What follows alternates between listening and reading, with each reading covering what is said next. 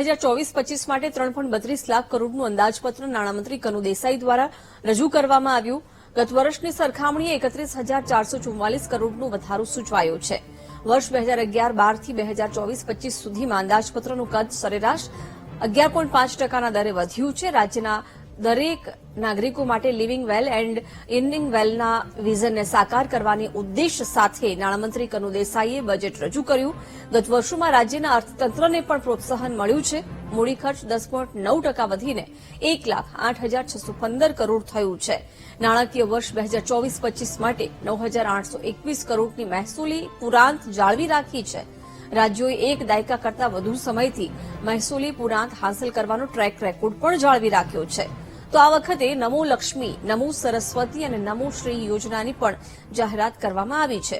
રાજ્યની 7 નગરપાલિકાને મહાનગરપાલિકાનો દરજ્જો આપવાની પણ જાહેરાત કરી છે.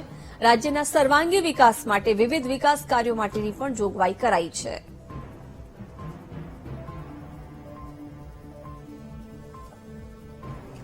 તો આ વખતના બજેટમાં અનેક નવી યોજનાઓનો પણ ઉમેરો કરવામાં આવ્યો છે.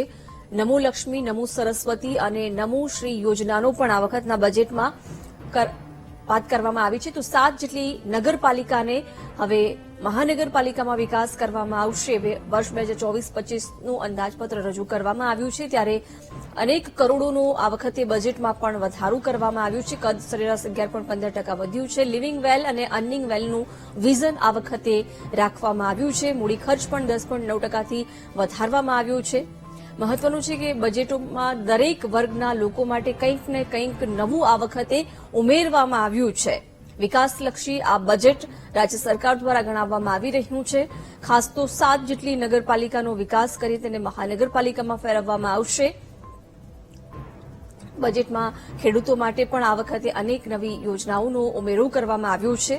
વિજ્ઞાન અને પ્રૌદ્યોગિકી વિભાગ માટે કુલ 2,421 કરોડ ની જાહેરાત આ વખતે કરવામાં આવી છે. ખેતરની ફરતે કાંટાળી તારની વાડ બનાવવા માટે અલગથી 350 કરોડની જોગવાઈ આ વખતના બજેટમાં કરવામાં આવી છે.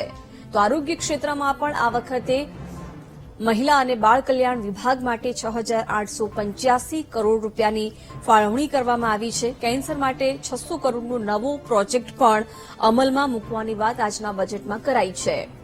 બીજી તરફ 108 ઇમરજન્સી સેવાઓ માટે 319 નવી એમ્બ્યુલન્સ લાવવામાં આવશે.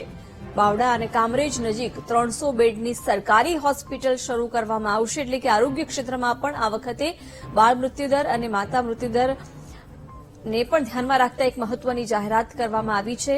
સગર્ભાઓને સંસ્થાકીય પ્રસૂતિ અને ત્યારબાદ હોસ્પિટલ ખાતે રોકાણની પણ આ વખતે સુવિધા ઉભી થાય તે માટે પણ બજેટ ફાળવવામાં આવ્યું છે.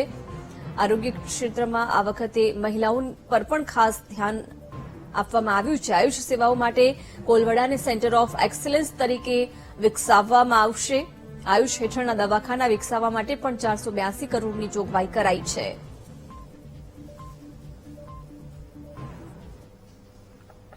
ગુજરાતમાં